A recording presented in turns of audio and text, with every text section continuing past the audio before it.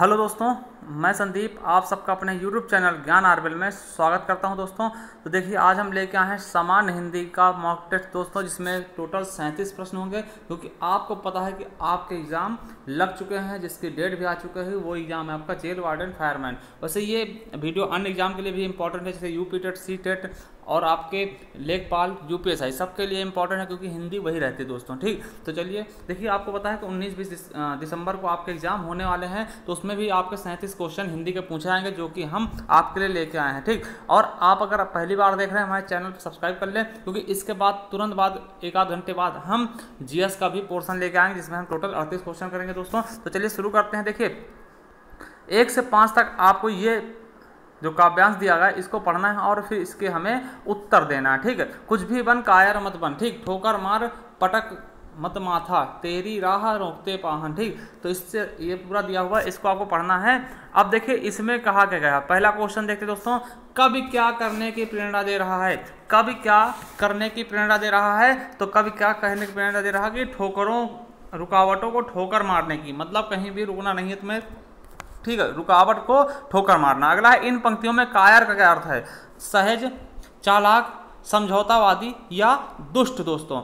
तो क्या होता है समझौता, मतलब किसी भी चीज़ से समझौता मत करना दोस्तों। अपना जो काम करना है, हमें पढ़ाई करनी तो पढ़ना ही है, इससे समझौता नहीं करना कि कल हम बीमार हो जाएं तो नहीं पढ़े ना, ऐसा कुछ नहीं। ठीक, तो मतलब इसी के बारे में कहा गया। ठीक, अगला, कुछ भी बन बस कायर मत बन, कवि ने क्यों कहा है? तो क्यों कहा है दोस्तों, इसको आप जब इसका सारांश का अर्थ निकालेंगे तो आपको समझ में आएगा। क्योंकि कहा गया कायर व्यक्ति का क्या होता है, जीवन व्यर्थ होता है दोस्तों, है ना। क्योंकि आपको पता है कायर व्यक्ति का कैसा होता है, जीवन व्यर्थ हो जाता है दोस्तों। इसी से कहते हैं कि कायर मत बन, कुछ भी बन बस कायर मत बन दोस्तों। ठीक, अगला है, पाहन शब्द का पर्यायवाची क्या होता है? आपको पता है पाहन मीन्स क्या होता है? पत्थर दोस्तों। क्या होता है?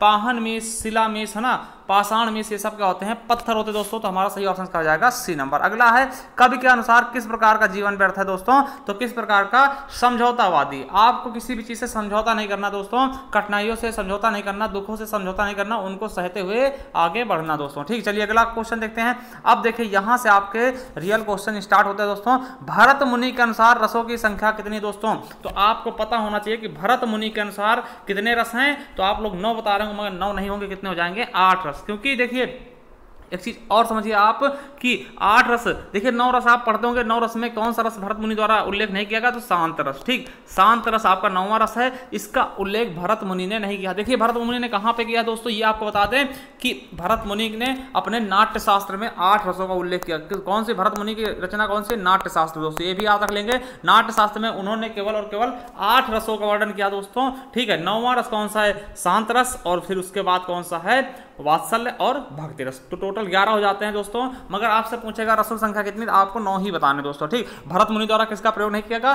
तो शांत रस का। चलिए अगला क्वेश्चन है, चरण कमल बंदो हरिराई। चरण कमल बंदो रघुराई में कौन सा अलंकार है दोस्तों? श्लेष, उपमा, रूपक या रूपातिशयोक्त। ठीक, तो कौन सा हो जाएगा दोस्तों? हमें पता है इसमें क्या है कि चरण कमल बंदो रघुराई, इसमें कोई भी तुलना नहीं की गई दोस्तों, पूरा वही रूप दे दिया गया दोस्तों। ठीक है, चरण कमल क्या है? चरण कमल बंदो हरिराई। ठीक, तो यहाँ पे पूरा वही रूप दे देगा, यहाँ पे तुलना नहीं की गई दोस्तों। तो यहाँ पे कौन सा अलंकार हो जाएगा दोस्तों मेरे? तो यहाँ पर हो जाएगा आपका रूपक अलंकार। हमारा सी ऑप्शन बिल्कुल राइट हो जाएगा। चलिए, अगर वह लाचार है क्योंकि वह अंधा है, इस वाक्य में कौन सा अव्यय है दोस्तों? वह लाचार है क्योंकि वह अंधा है दोस्तों। देखिए, यहां पर कौन सा हो जाएगा? कारणवाचक। ठीक, कौन सा हो जाएगा? कारणवाचक अव्यय हो जाएगा दोस्तों। क्यों? क्योंकि कारण कहा गया, क्योंकि किसमें आता? कारण में आता। ठीक है, क्योंकि जैसे वह बीमार है, क्यों वह स्कूल नहीं गया, क्योंकि कारण क्या है स्कूल न जाने? तो क्योंकि वह बीमार है। ठीक, तो इस तरीके से तो यहाँ पे क्या बताया जा रहा है? कारणवाचक दोस्तों। चलिए अगला क्वेश्चन देखते हैं दोस्तों। युद्ध में स्थिर रहने वाला किस समास का विग्रह है? तो युद्ध में स्थिर रहने वाला कौन? युधिष्ठिर। ठीक, आपको पता होगा युधिष्ठिर। ठीक, तो युधिष्ठिर किस समास का होता है? देखिए, होता तत्पुरुष का, मगर तत्पुरुष के अंदर कौन सा होता दोस्तों? तो आपको बता दें दोस्तों, इसका सही ऑप्शन क्या हो जाएगा? अलुक तत्पुरुष। कौन सा हो जाएगा? अलुक तत्पुरुष। ठीक दोस्तों, अलुक तत्पुरुष दोस्तों। तो हमारा बी ऑप्शन बिल्कुल राइट हो जाएगा, अलुक तत्पुरुष का। ठीक, चलिए अगला है, आविर्भाव का सही विपरीत शब्द क्या होगा? आविर्भाव का सही विपरीत शब्द क्या होगा दोस्तों? तो आपको बता दें क्या होता है? तिरोभाव। ठीक, तो हमारा सी ऑप्शन बिल्कुल राइट होगा। अगला क्वेश्चन देख लेते दोस्तों। 11 नंबर क्वेश्चन है, वह नायिका जो अपने पति के प्रदेश में होने के कारण दुखी हो, उस नायिका को क्या बोलते दोस्तों? तो हमारा सही ऑप्शन कौन सा हो जाएगा? विरह विधिका, है ना। विदग्धा। ठीक, तो हमारा सी ऑप्शन बिल्कुल सही हो जाएगा दोस्तों। ठीक है, चलिए अगला है निम्न में से अर्धस्वर कहलाता है। तो अर्धस्वर कौन कौन से होते हैं दोस्तों?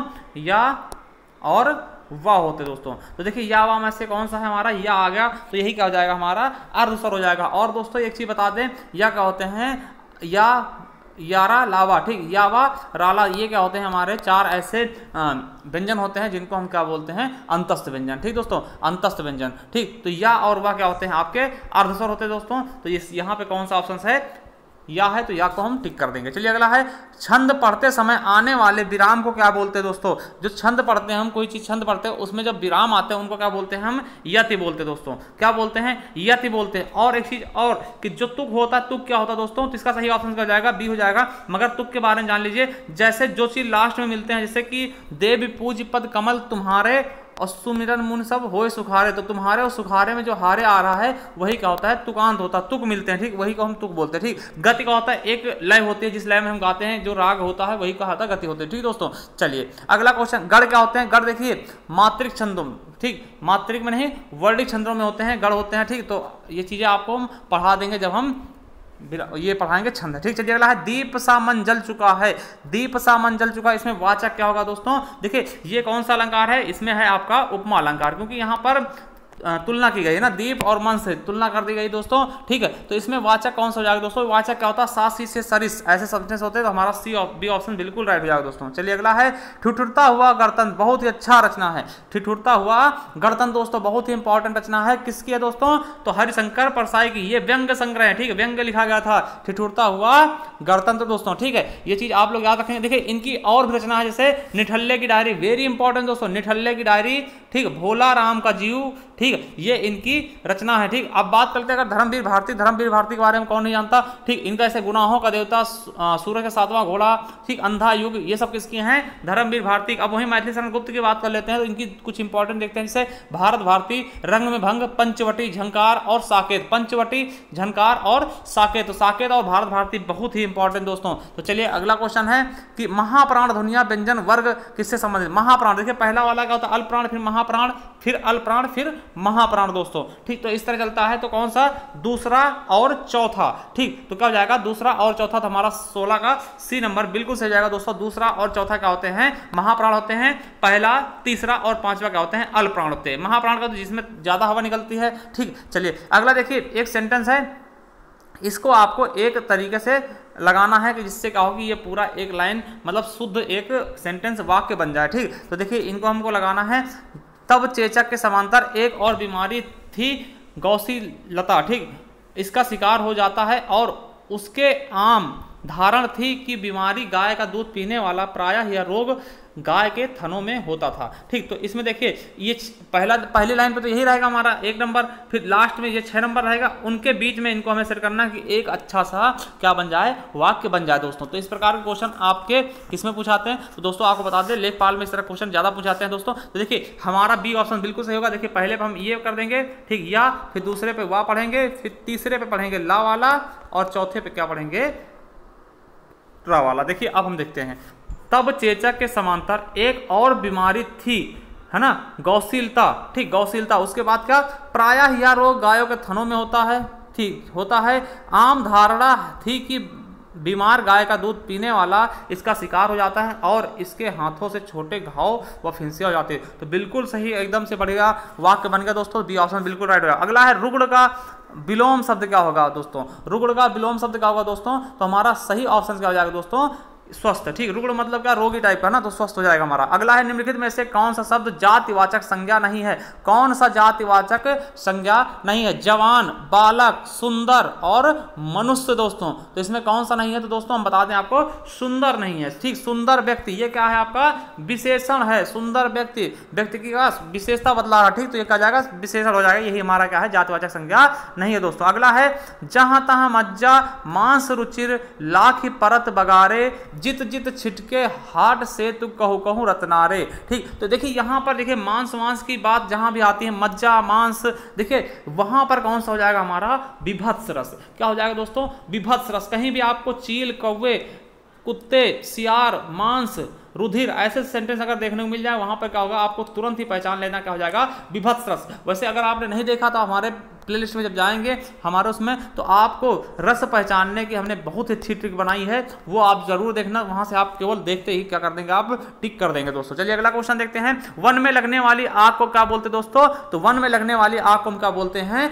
दवाग्नि। क्या बोलते हैं दोस्तों? वन में लगने वाली आग को हम क्या बोलते हैं दोस्तों? दवाग्नि बोलते हैं दोस्तों। तो चलिए सबके बारे में बताते हैं जो भी हैं, ठीक। तो देखिए वन में लगने वाली आग को हम दवाग्नि बोलते हैं। बडाग्नि क्या बोलते हैं? जब समुद्र में आग लगती है, समुद्र में लगने वाली आग को हम बडाग्नि बोलते हैं, ठीक। बाडो मीन्स क्या होता है? सागर, ठीक। और आग मीन्स आग लगने वाला, ठीक। तो बडाग्नि क्या होता है? समुद्र में लगने वाली आग, ठीक। और जठराग्नि क्या होता है? पेड़ में लगने वाली, जठर में लगने वाली आग को जठराग्नि बोलते हैं, और जंगल वाले को दवाग्नि बोलते हैं, ठीक। तो हमारा बी ऑप्शन बिल्कुल राइट हो जाएगा दोस्तों। अगला बेमेल शब्द को छांटे। सेवा सदन, निर्मला, चंद्रकांता और गोदान दोस्तों। तो आपको बता दें इसमें देखिए सेवा सदन, निर्मला, गोदान ये किसकी रचनाएं हैं दोस्तों?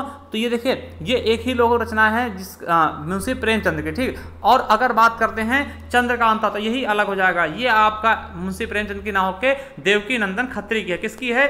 देवकी नंदन खत्री जी की। तो चलिए हमारा सी ऑप्शन बिल्कुल राइट हो जाएगा। अगला क्वेश्चन देखते हैं मेरे दोस्तों।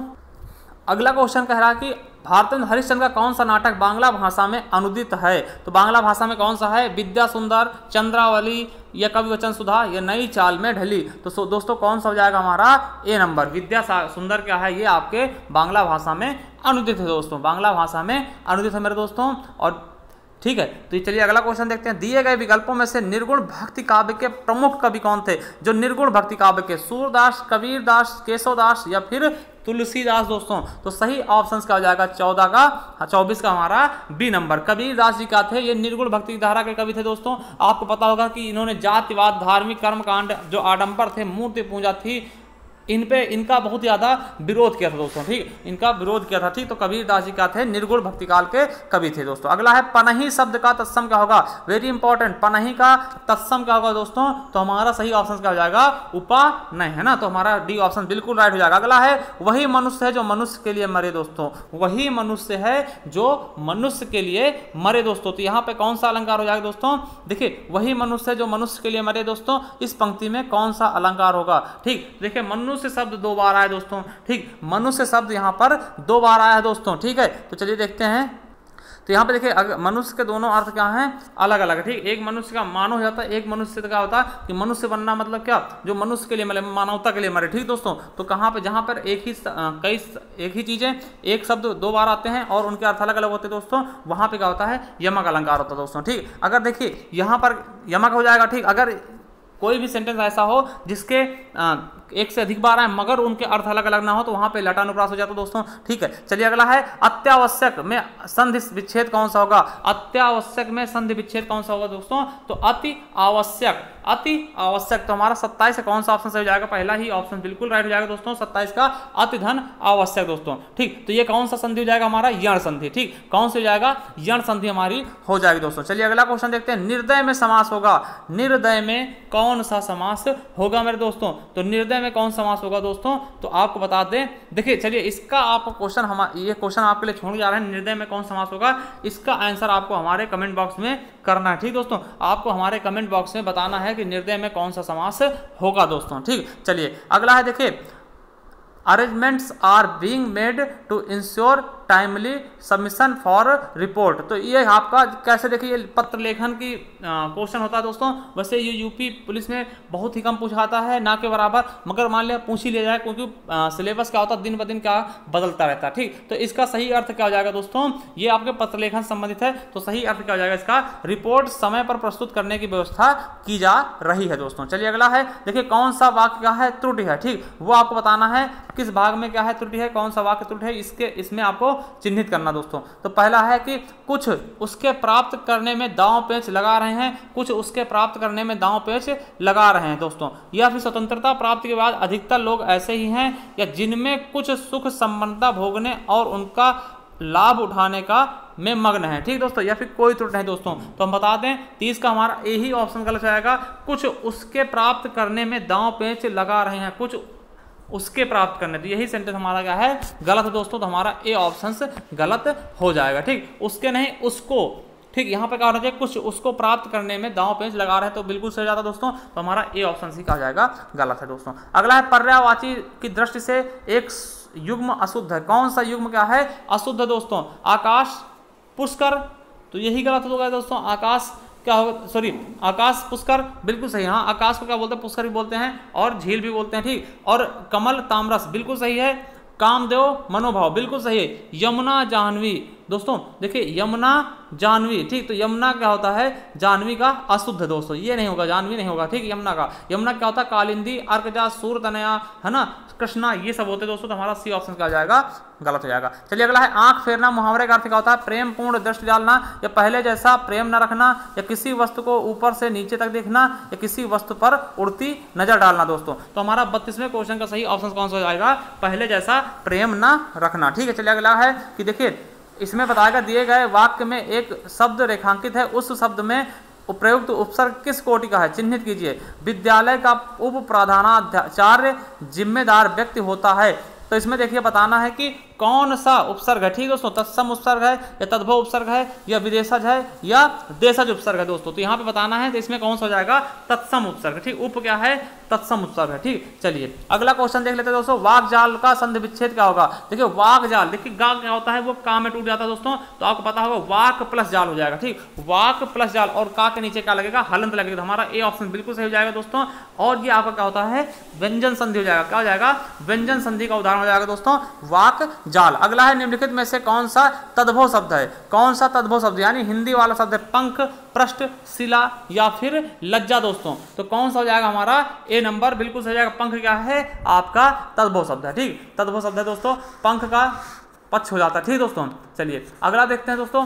देखिए लज्जा क्या है, लज्जा तो आपका तत्सम है, लज्जा का लाज होता है, आपको पता भी होगा, ठीक है। तो ये चीजें याद रखेंगे। पृष्ठ का जैसे पीठ हो जाता है, उसका शिला का क्या होता है, सील हो जाता है, ठीक। चलिए अगला क्वेश्चन देखते हैं दोस्तों। नेक्स्ट क्या कहता है, देखिए ये क्वेश्चन आपके लेखपाल में पूछा गया क्वेश्चन है। उसका हृदय इतना कोमल है कि वो मित्र तो क्या, वह अपने, यहाँ पे भरना है, को भी चोट नहीं पहुंचा सकता। तो किसको, शत्रु को नहीं पहुंचा सकता ना। उसका हृदय इतना कोमल है कि मित्र तो क्या, वह अपने शत्रु को भी चोट नहीं पहुंचा सकता दोस्तों। तो हमारा ए ऑप्शन बिल्कुल राइट हो जाएगा। अगला है निम्नलिखित में से कौन सा शब्द क्रिया विशेषण है। तो कौन सा शब्द क्रिया विशेषण है, तेज, मीठा, बुद्धिमान या फिर पहला। तो कौन सा शब्द क्या है, क्रिया विशेषण है दोस्तों। तो ये आपको बताना है। तो कौन सा हो जाएगा, तेज, ठीक। तेज हो जाएगा आपका क्या, क्रिया विशेषण। देखिए कैसे, जैसे वह तेज चलता है, वह तेज चलता है। देखिए क्रिया विशेषण का जो क्रिया विशेषता बताते हैं, देखिए चलना क्या है, क्रिया है। अब कैसी, देखिए क्रिया क्या है, चलना है। अब चलने की विशेषता क्या है कि वो तेज चलता है। तो इस तरह से क्या हो जाएगा, ये क्रिया विशेषण हो जाएगा दोस्तों, ठीक है। क्या हो जाएगा, क्रिया विशेषण हो जाएगा। तो देखिए हमने 37 क्वेश्चन करवा दे दोस्तों। 37 में से आपने कितने सही किए वो आपको कमेंट बॉक्स में कमेंट करना दोस्तों। और एक चीज आपको बता दें, अगर आप किसी भी तरह की तैयारी कर रहे हैं तो आप हमारे प्लेलिस्ट पे जाएंगे तो आपको उत्तर प्रदेश स्पेशल की वीडियो मिल जाएंगी, बहुत सारी वीडियो मिल जाएंगी। यहाँ पर आप जाकर के देख सकते हैं, मॉक टेस्ट दे सकते हैं दोस्तों। इसके अलावा जेल वार्डन, फायरमैन, घुड़सवार के बारे में यहाँ पे मिल जाएगा आपको जानकारी, और पेपर संबंधी जानकारी यहाँ मिल जाएगा। कितने क्वेश्चन पूछाते हैं, क्या पूछा था, कैसे करना, आपको किस तरह से पढ़ना है, सिलेबस क्या होगा, स्कोर क्या होगा, सब कुछ यहाँ पे आपको मिल जाएगा। कौन सी बुक पढ़नी है, यहाँ पे जाकर के आप पहला ही वीडियो मिल जाएगा, आप देख सकते हैं दोस्तों।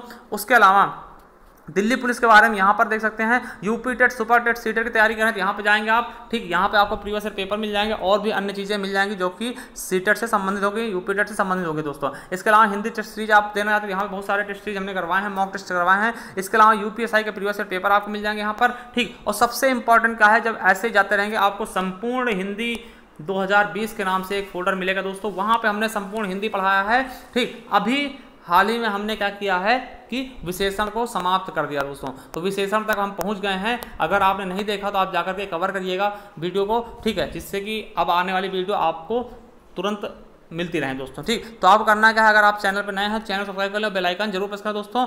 थैंक यू, धन्यवाद।